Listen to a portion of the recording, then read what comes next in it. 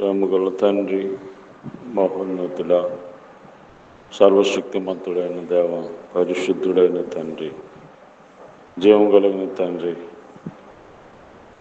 కనికరము గల ప్రభు,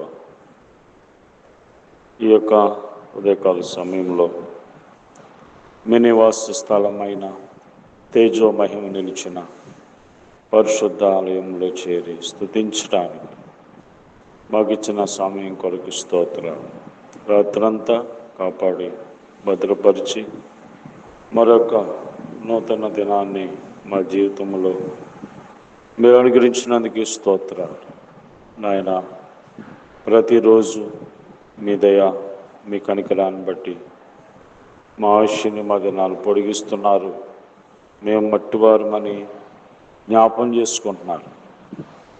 ఒలికిపోయిన నీటి వంటిది మా జీవితం. నీరు ఒలికిపోతే వాటిని ఎవరు ఎత్తలేరు. అలాంటి జీవితాన్ని భూమి మీద భద్రపరుస్తున్నందుకు స్తోత్రాలు.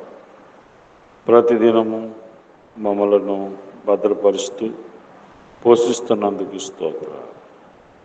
ఈ ఉదయకాలము మీ వాక్యం ద్వారా మాతో మాట్లాడుతూ రమ్మని, ఎవరికి ఏ మాటలు కావాలో అందరి హృదయాలు ఎరిగిన దేవుడు, అందరిలో ఉన్న సమస్యలు, ఇబ్బందులు, వ్యాధులు, బాధలు ఎరిగిన దేవుడు వారి వారి అవసరాన్ని బట్టి వారికి సహాయం చేయమని యేసు ప్రభు నామంలో ప్రార్థిస్తున్నాము తండ్రి, ఆమేన్. యెరూషలేము గుమ్మములారా, రాజును లోనికి రానియుడి, చిరునవ్వుతో ప్రభు యేసుని నేడే ఆహ్వానించుము. చిరునవ్వుతో ప్రభు యేసుని నేడే ఆహ్వానించుము. యెరూషలేము గుమ్మములారా, విజయుడై వచ్చుచున్నాడు, శత్రు సాతానుని ఓడించి. విజయుడై వచ్చుచున్నాడు, శత్రు సాతానుని ఓడించి. ఖర్జూరమంటలు వస్త్రములెందుకు, మీ హృదయములను పరువుడి. ఖర్జూరమంటలు వస్త్రములెందుకు, మీ హృదయములను పరువుడి.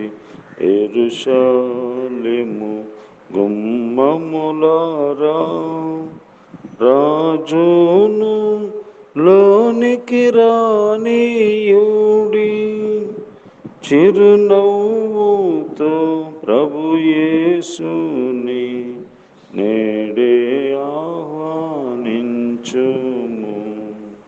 చిరునవ్వుతో ప్రభు యేసుని నేడే ఆహ్వానించుము. యెరూషలేము గుమ్మములారా, పశ్చాత్తాపమునందుము నేడే, నీ పాపములు ఒప్పుకొనుము. పశ్చాత్తాపమునందుము నేడే, నీ పాపములు ఒప్పుకొనుము. జీవము, రక్షణ, శాంతి నొసగును, ఆయని ప్రభువు శ్లాఘించుము. జీవము, రక్షణ, శాంతి నొసగును, ఆయని ప్రభువు శ్లాఘించుము. యెరూషలేము గుమ్మములారా, రాజును లోనికి రానిమ్ము, చిరునవ్వుతో ప్రభు యేసుని నేడే ఆహ్వానించుము. చిరునవ్వుతో ప్రభు యేసుని నేడే ఆహ్వానించుము,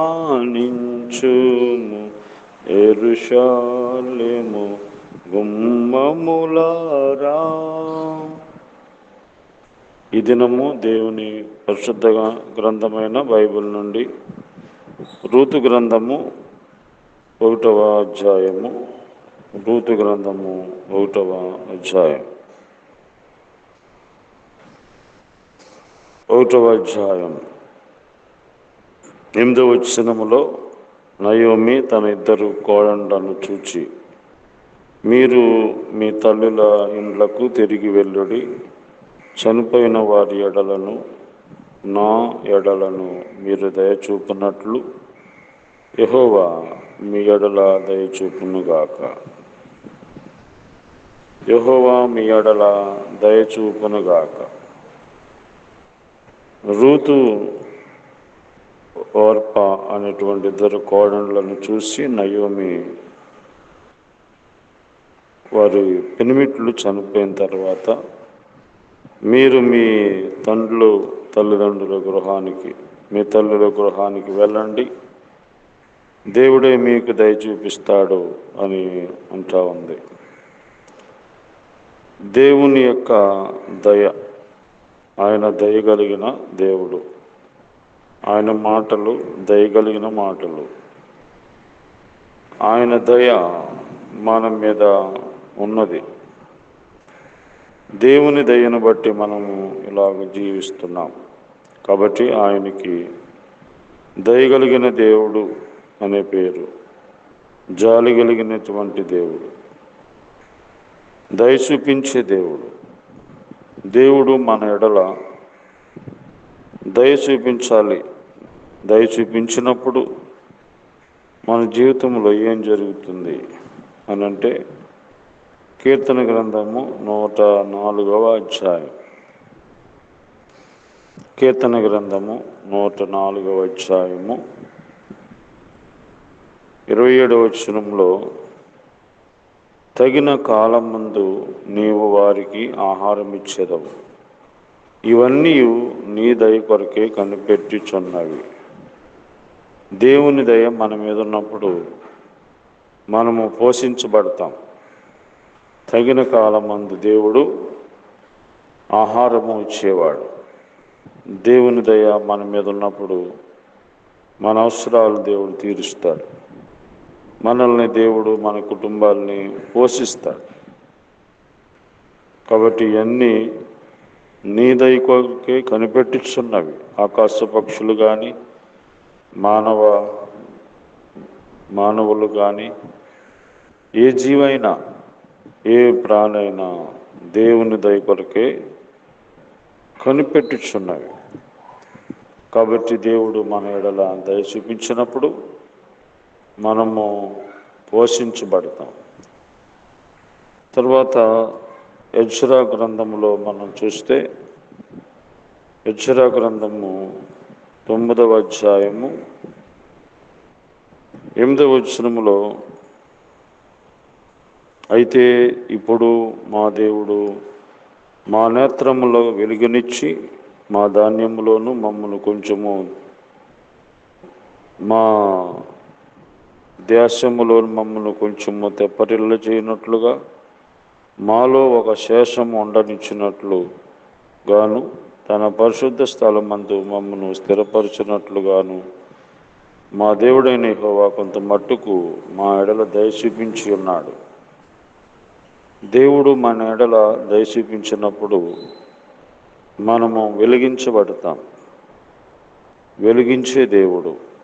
అయితే ఇప్పుడు మా దేవుడు మా నేత్రములకు వెలుగునిచ్చి, మనోనేత్రాలు వెలిగించే దేవుడు.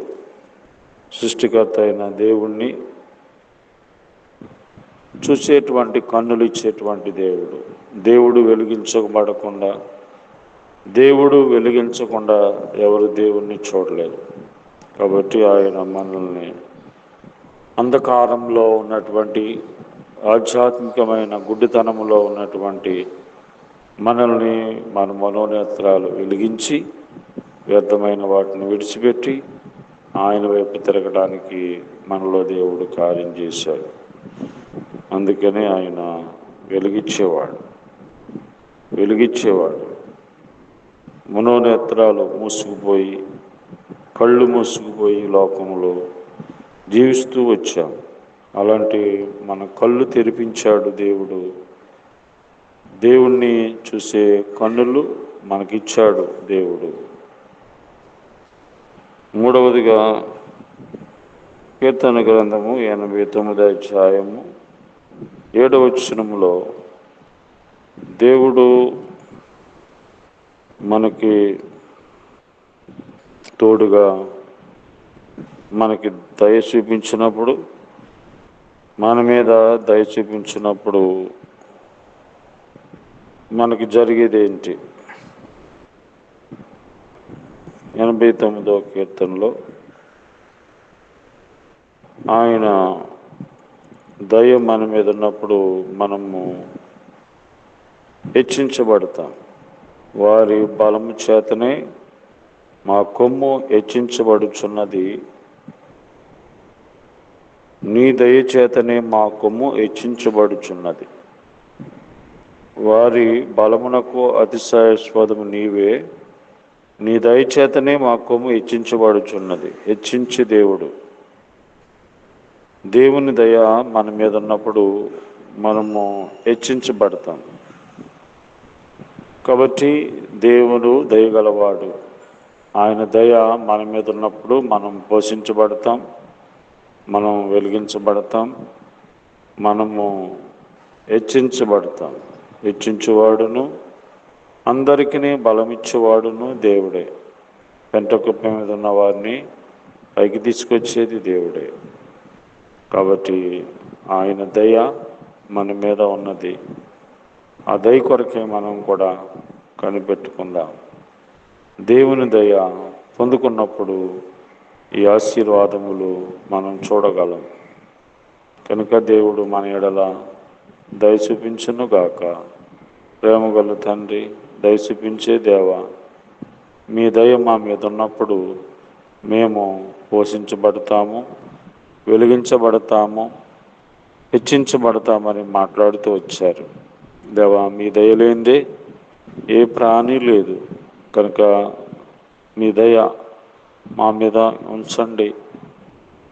మా ప్రాంతం మీద, మా దేశము, రాష్ట్రము, గ్రామం ప్రజలు, అది అందరి మీద మీ దయ ఉంచండి.